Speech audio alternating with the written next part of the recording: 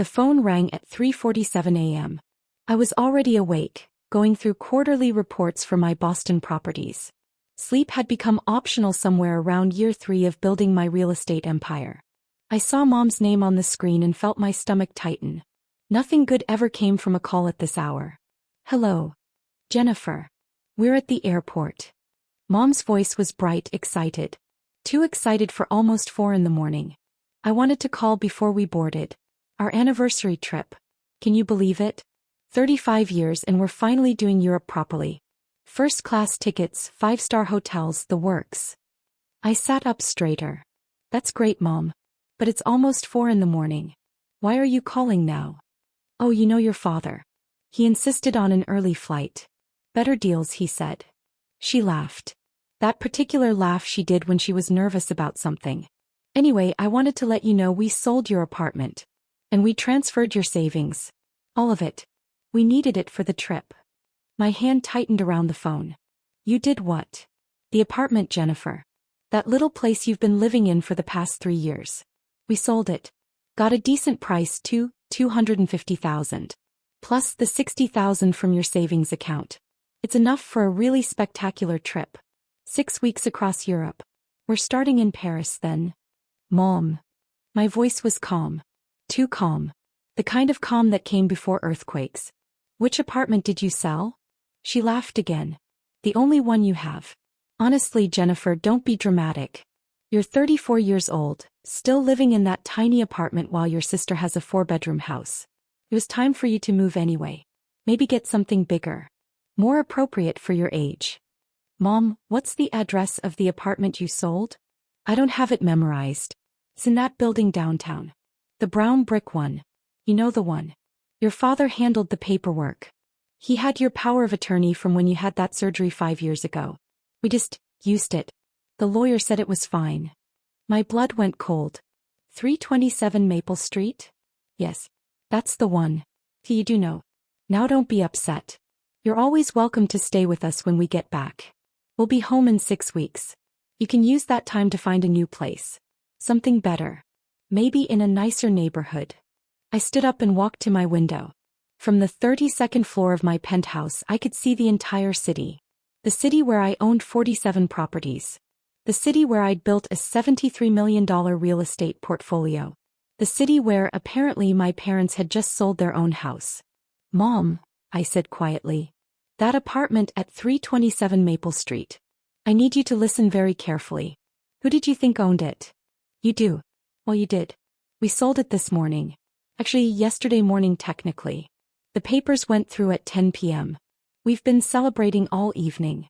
Now we're at the airport and... Mom, I don't own that apartment. I never owned that apartment. Silence on the other end.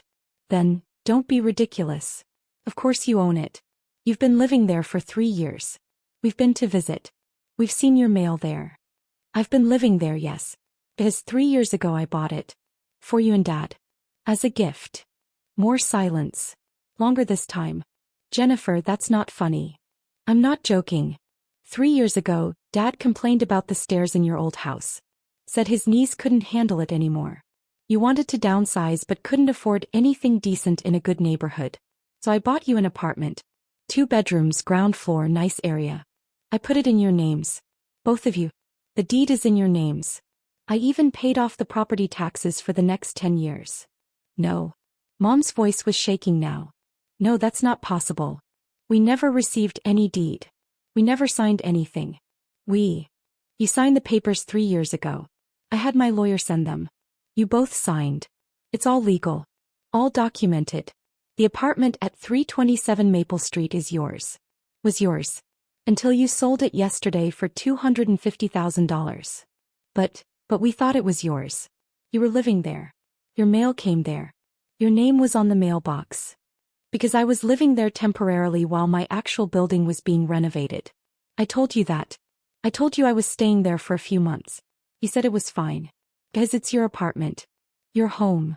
I could hear Dad's voice in the background now. What's wrong? What's she saying? Jennifer says. She says the apartment was ours. That she bought it for us. That's ridiculous. She doesn't have that kind of money. She's a property manager. She manages other people's buildings. She doesn't own anything. I closed my eyes. Property manager. That's what I'd told them. It was easier than explaining the truth. Easier than dealing with the judgment, the questions, the assumptions. Put me on speaker, I said. A click. Then Dad's voice louder. Jennifer, what's this nonsense about you buying us an apartment? It's not nonsense, Dad. 3 years ago, I purchased the apartment at 327 Maple Street for $900,000. I put it in your names. I gave it to you as a gift for your 32nd anniversary. You've been living there rent-free for 3 years. And yesterday you sold it. We sold our own investment property, Dad said firmly. I've been making payments on that apartment for years. Whole months. Well. His voice trailed off. Wait. There were never any mortgage payments.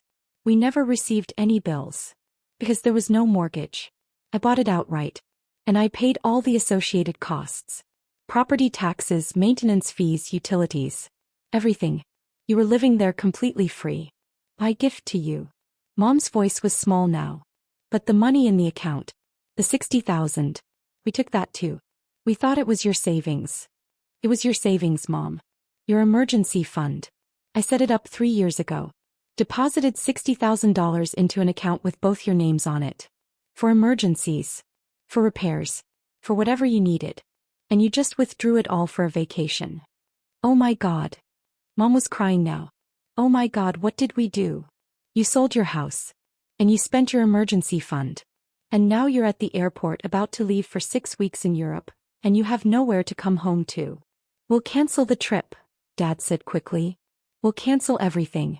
We'll get the apartment back. We'll. You can't get it back, Dad. Sold. The new owners take possession tomorrow. Today technically. It's already past midnight. Then we'll stay in a hotel. We'll figure this out. We'll. With what money? You just spent $310,000 on a trip to Europe. Your flights are non-refundable.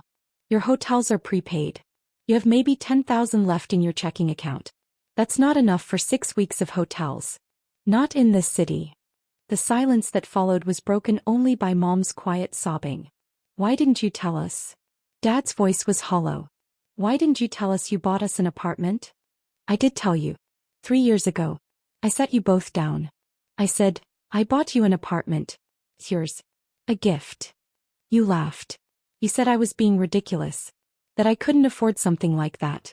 That I needed to stop pretending to be more successful than I was. So I let it go. I figured you'd realize eventually when no mortgage bills came.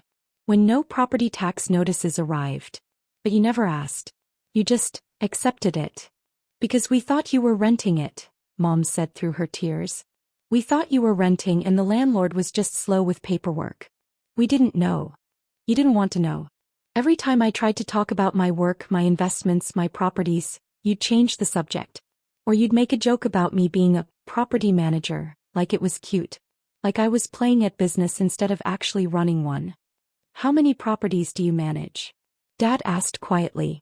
I don't manage properties, Dad. I own them. 47 buildings across 3 cities. Residential, commercial, mixed use. Total portfolio value is approximately $73 million. I started 8 years ago with $30,000 I'd saved working 3 jobs. I bought a duplex, fixed it up, rented it out. Used that income to buy another. Then another. I built this from nothing. And you never once asked me about it. 73 million, Mom whispered. Jennifer, that's not possible. You're only 34. I'm very good at what I do. And I work constantly. 16-hour days for 8 years. Every property I buy, I improve. Every building I own, I maintain perfectly. My tenants stay because I treat them well. My investments grow because I'm smart about them. And yes, I'm 34. And yes, I'm worth $73 million.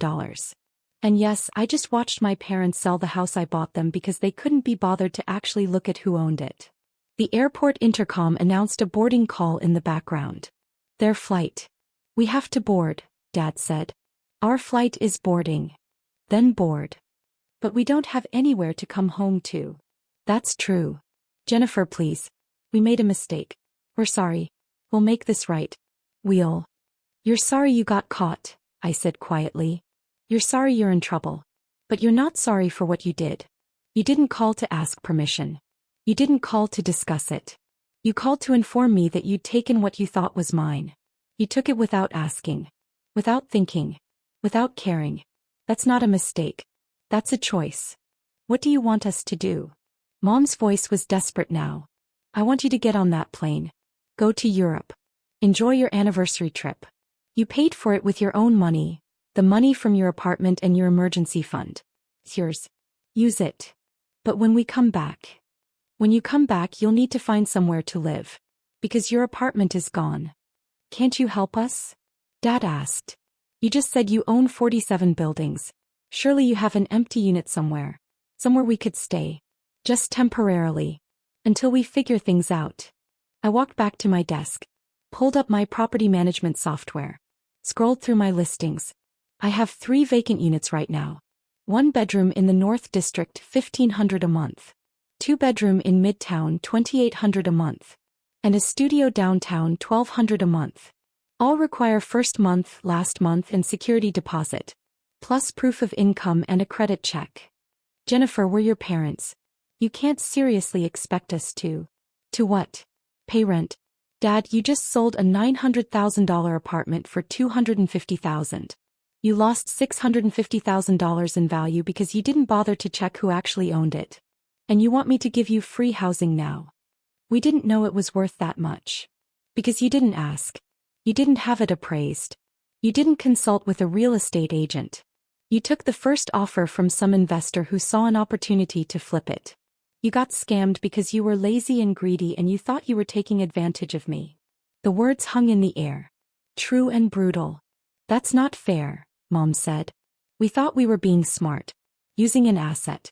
Your father's been stressed about money. His retirement isn't as much as we hoped. We thought this trip would help us reconnect. Remember why we fell in love. We weren't trying to hurt you. You weren't thinking about me at all. That's the problem. Another boarding announcement. Final call. We have to go, Dad said. Jennifer, please. We'll talk when we get back. We'll fix this. We'll have a safe flight, I said. And I hung up. I sat in the dark of my penthouse looking at the city lights. My phone rang again immediately. Then Dad. Then Mom again. I let them go to voicemail. The messages came rapid fire. Mom, please pick up. We need to talk about this. We need to figure out what to do. Dad, Jennifer, be reasonable. We're family. Family helps each other. Mom, how are we supposed to know? You never told us how much money you have. You live so simply. You drive an old car. You wear normal clothes. How could we know? Dad, call us back. We're boarding now, but call us back. We land in Paris in 8 hours. We'll talk then. I turned my phone face down and went back to my reports. 6 weeks passed. I didn't hear from them much during their trip. A few texts. Some photos. The Eiffel Tower. The Colosseum. The canals of Venice. They looked happy in the photos. Relaxed. Like they weren't coming home to homelessness. I got updates from my lawyer. The apartment sale had gone through. The new owners moved in. A young couple, both doctors. They were thrilled with the place. They'd paid market value, $850,000. The flipper investor had made $600,000 in profit in less than 24 hours. My parents had been scammed spectacularly. My sister called 2 weeks into their trip. Jennifer, what the hell did you do to Mom and Dad? Hello, Victoria. How are you? How are you, me? Mom called crying. Said you kicked them out. Said they have nowhere to live when they get home. What is wrong with you? Did she tell you what they did? She said there was a misunderstanding about an apartment. But you're being vindictive. You're punishing them for a simple mistake. They sold their house without realizing it was their house. They spent their entire emergency fund on a vacation. And they called me at 4 a.m. to brag about taking what they thought was my money. That's not a simple mistake. That's profound negligence. You could help them. You have the money. Mom said you're some kind of real estate mogul. You could just buy them another apartment. I could. But I won't. Why? Because you're petty? Because you want to punish them? Because they need to learn that actions have consequences? Because they need to understand that you can't just take things that don't belong to you? Because I'm tired of being treated like I'm stupid while simultaneously being expected to solve everyone's problems. Victoria was quiet for a moment. How much are you really worth? Does it matter? Mom said 70 million. That can't be true. It's approximately accurate. Jesus Christ, Jennifer. And you never told us? You just let us think you were barely scraping by. I live simply because I like living simply. I don't need to broadcast my wealth. I don't need validation from my family. I built something I'm proud of, and I did it without anyone's help or approval. And now you're going to let our parents be homeless? They're not homeless. They have options. They can rent an apartment like millions of other people. They can use Dad's retirement income. They can downsize. They can make different choices. You're unbelievable. I'm practical. There's a difference. She hung up on me.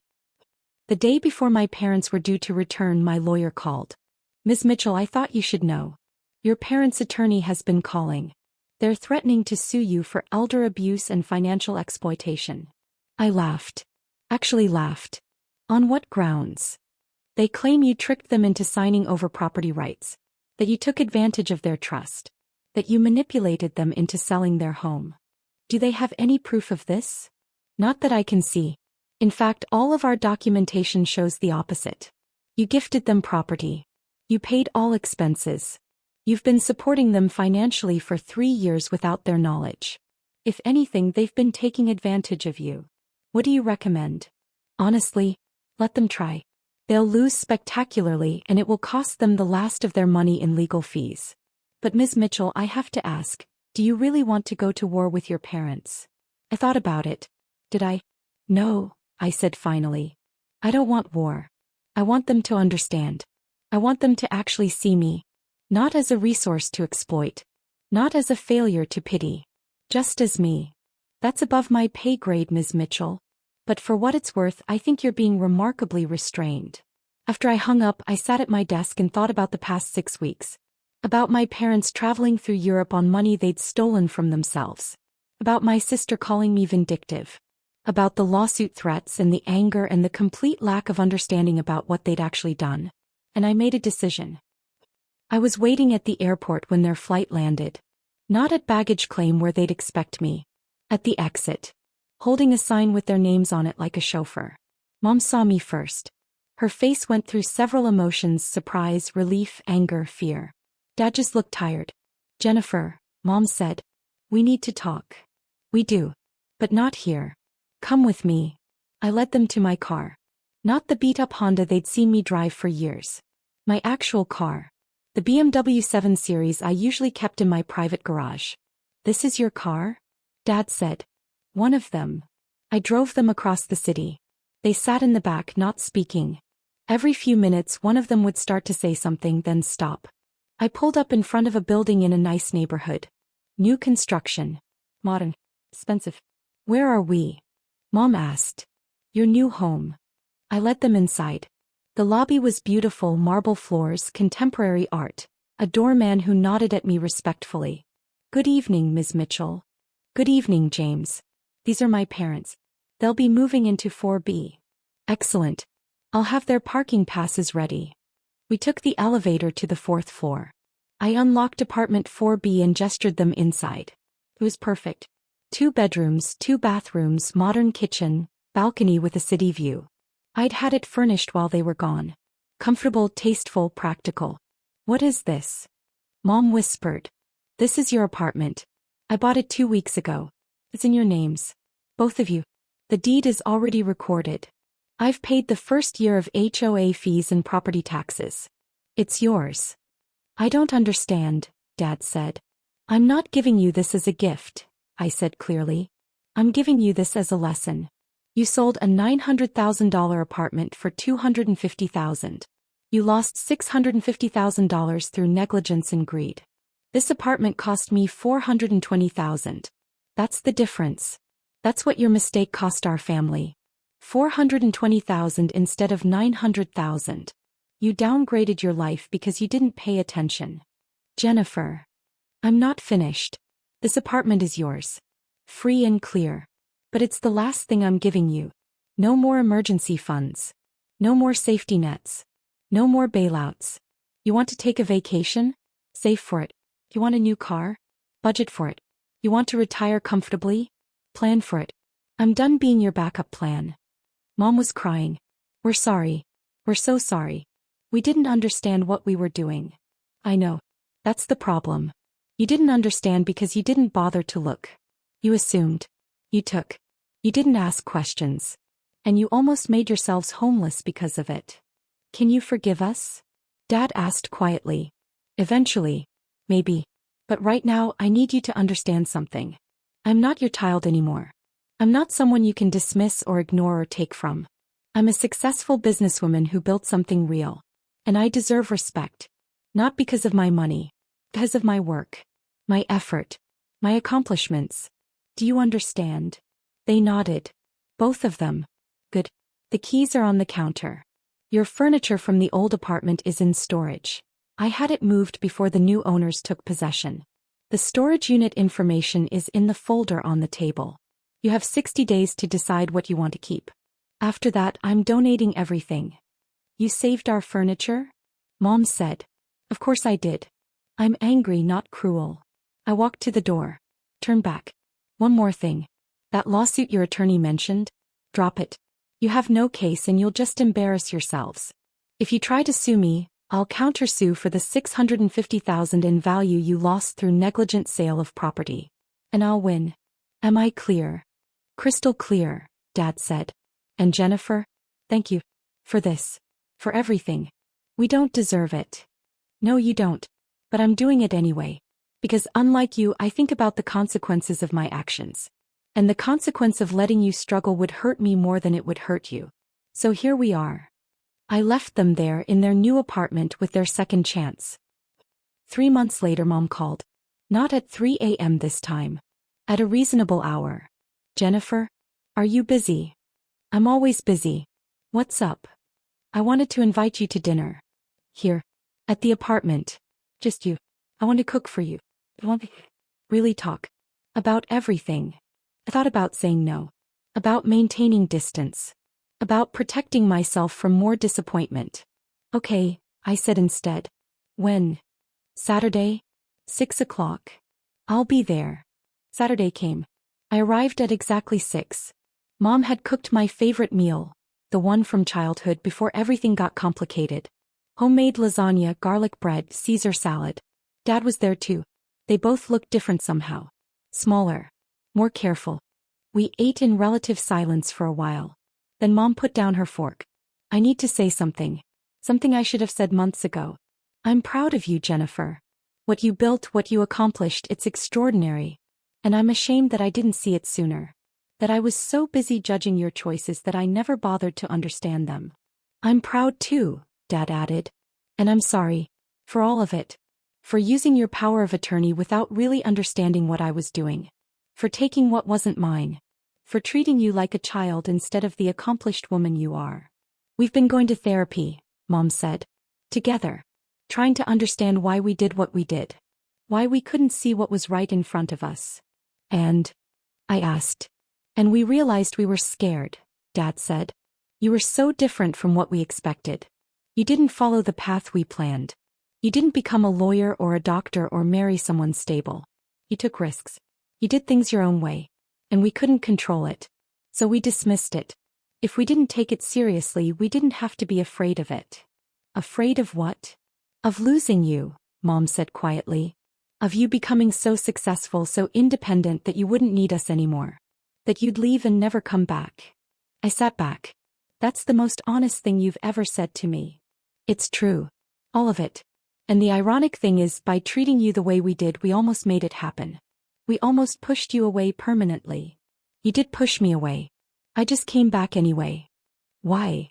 Dad asked. After everything we did, why did you buy us this apartment? Why did you save our furniture? Why are you here now? Because you're my parents. Because despite everything I love you. And because I'm better at long-term thinking than you are. If I'd let you struggle, if I'd let you face the full consequences, it would have felt good for maybe a day. And then it would have felt terrible forever. So I did what I always do. I looked ahead, I made the practical choice, and I protected my investment. Your investment? In us. In this family. In the possibility that maybe we could fix this. I looked at both of them.